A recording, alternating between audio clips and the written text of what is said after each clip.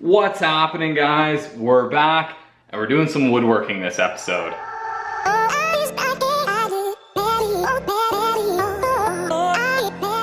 Alright guys, we're going to do a little woodworking this episode. I want to make some modifications to the build table so that it'll function a little bit better during the next couple phases of build, which is actually ideally timed because I've had a couple of questions from you guys about the build table.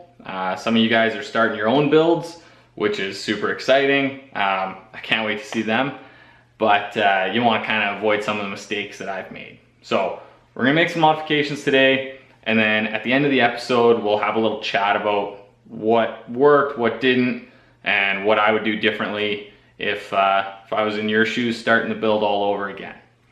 But before we jump onto that, I got all of the A-arms welded up. I had a bit of an issue on the second lower control arm that I did. I started cutting on the wrong side, so I had to patch that up and do a little messing around, but they're all done. The suspension all cycles, and it's ready to go. So I'll take you over there and show you that. All right, so we got all the suspension done. All our arms are fully welded.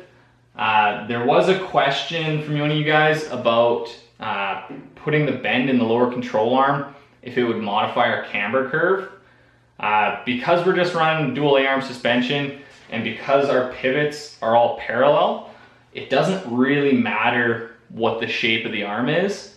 As long as we know the distance between the outer pivot point and the inner pivot point, the camber curve will all stay the same. So putting that bend in the control arm will slightly shorten this arm, but because we have so much adjustability on both the ball joint and the heims, it shouldn't be an issue. We should be able to dial that out pretty easily and keep the camber curves that we designed. So everything's welded up. We got lots of travel, both up and down, and you can actually see as we go into up travel, you can see the camber gain that we designed into it. The spindle will start to lean inward. So that'll help during hard cornering when the chassis rolls and this suspension compresses, it'll try to keep that tire contact patch flat. So suspension's done. Next step on this is going to be steering, but that'll be down the road. So let's move the chassis back because we got to do the changes on the build table are going to be on the front end. So let's push the chassis right to the back, and then we can get started on the table.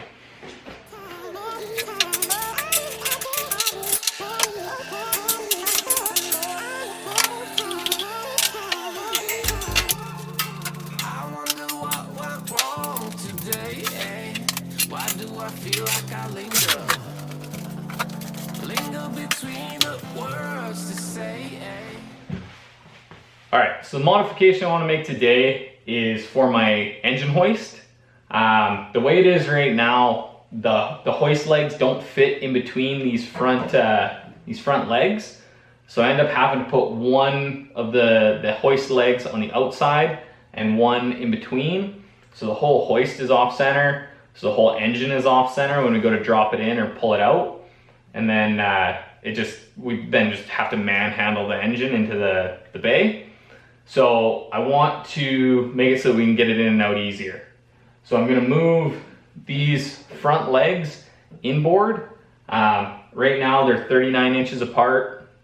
I went and measured my engine hoist, and at the narrowest spot on those legs, it's about 20 inches apart. So we're gonna move these so that they're 20 inches apart, and then rebuild all the structure underneath. So to do that, we're gonna have to cut our lengthwise studs. So we'll just hack those off at the middle legs.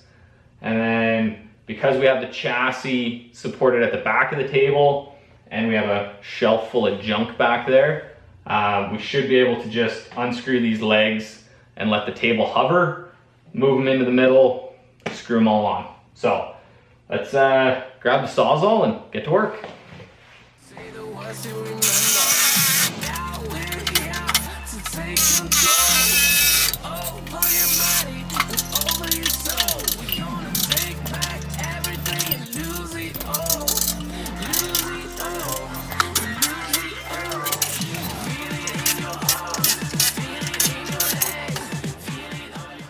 All right, before we screw these on, or back on, I want to adjust the feet that we put into them to get them fairly low.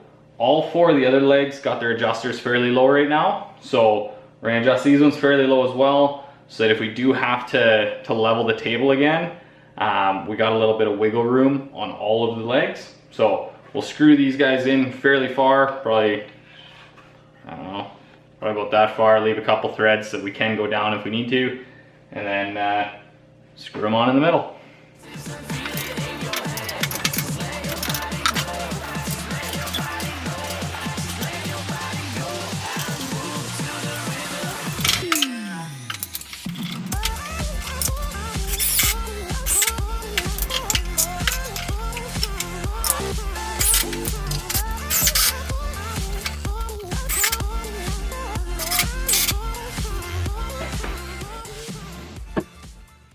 All right, we got the legs on. They're pretty wobbly, partially because when they were in the corner here, we were able to screw them from both sides. Now that they're in the middle, we can only kind of screw in from the front cross member. So we don't have any kind of support in this direction. So we're gonna run a stringer, well, 2 stringers, from the bottom here back to our shelf support at the back there. And then we'll probably do a little bit of cross bracing in there, and that should get the structure back into these front legs, and then we'll have nice overhang to get our engine hoist in. So let's grab a 2x4 and screw them in.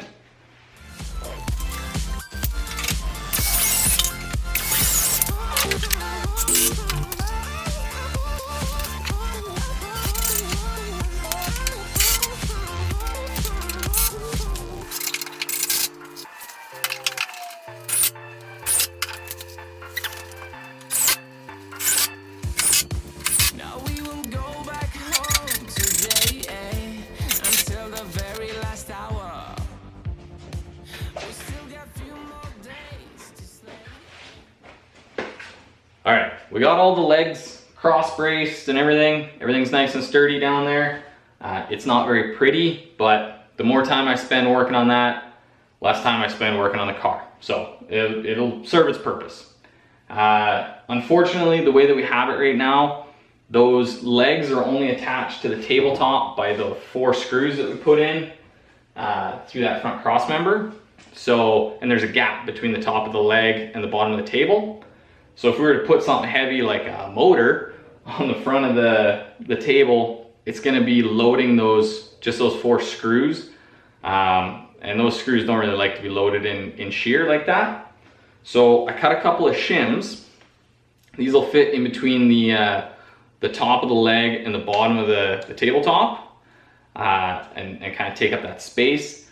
Unfortunately, they're just a loose fit in there right now. So what I'm gonna do is slide them in and then undo all 4 of those screws and push the tabletop down, or maybe raise the front legs up so that it squishes these tight, and then we can put those screws back in, maybe even put a screw in from the top to hold these in place.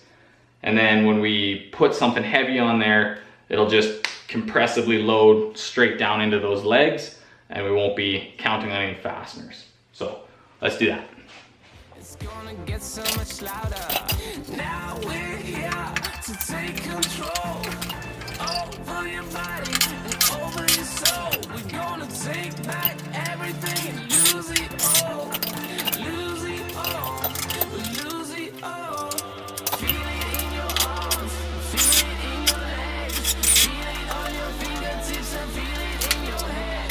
Let your body go. Let your body go. Let your body go. All right, and that's all done. It's nice and sturdy. We got the chassis slid back over. I didn't bother leveling it because it doesn't really matter at this point, but we can go through, we got all the legs, we can adjust it and level it in the future. So I don't know if my engine hoist will fit in there. It should, but my hoist is currently buried behind my hood mold over there in the corner, and I don't want to dig it out just to test this. So next week we got to put the motor in, so we'll dig it out then. But that's all we got to do today. There was some talk about what I would do if I was starting this project all over again. and wanted to build a build table. Honestly, what I would do differently, right now this is built as a very sturdy top that's balanced on 6 legs. If I were to do it again, I would build it as a big box section. So I'd make the lower section more structural and build it as a whole box section so that I could mount it on just 4 points. That would make leveling the whole thing way easier. It would also allow me to put casters on it and make the thing mobile, which would be a huge benefit. I would also measure your engine hoist before you build a build table. Make sure you can get the engine hoist in straight, whether you gotta build the legs wider or narrower like me, or whatever you gotta do, make it so that you can push that engine hoist in and out, because you will be taking the motor in and out of your car hundreds of times. So make that easy. Yeah, I would use MDF top like what I got here. If I could, I would make the build table as wide as my wheel mounting surfaces, or even a little bit wider. That would allow me to set the chassis at ride height and then build some stands that would bolt onto my, my wheel bearings and my rear axle, so that I could put everything kind of where it's supposed to go and mount it right to the table, and then it would all be sturdy and I could build suspension off of that and whatnot. But the sheet MDF comes 4 feet wide and my track width is wider than that, so I wasn't able to do it. If you have access to a tabletop that's a little bit wider, or you're building your car a little bit narrower, I would definitely look into that. And also make sure that your build table is long enough if you're doing that, so that you can get both the front and the rear wheels mounted on it. Yeah, so that's what I would do differently. If I had unlimited funds, I would build the whole thing out of steel. It would have big structural, probably 6 or 8 inch I-beams all the way around it, and it would have like a 3/4 or 1 inch thick plate top on it, and it would be mounted on heavy duty casters that I could move around. Kind of somewhat like if you watch Project Vinky, they have the big blue jig, they call it, and they were able to weld the car right to that steel jig, and then actually it acts as a rotisserie, and everything stays straight and true, and you're able to take measurements off of it and stuff. With this table, it's there's always a little bit of a warp in it, so any measurements you take, you kind of gotta take it with a grain of salt. So unlimited funds, should all be metal. It'd weigh 6,000 pounds and it would be way too big for my little shop, but I don't know, maybe you guys have the funds and maybe you guys got the space. So, but that's what we're gonna call it wraps today. We didn't get anything done on the car, but next week we got to take the motor in and out a couple times probably, so this will make that a lot easier. Yeah, so thank you guys so much for watching. If you haven't already, hit the like and subscribe button. Go check us out on Instagram, Leftfootfirst Media, and we'll see you next week. I'm out of here.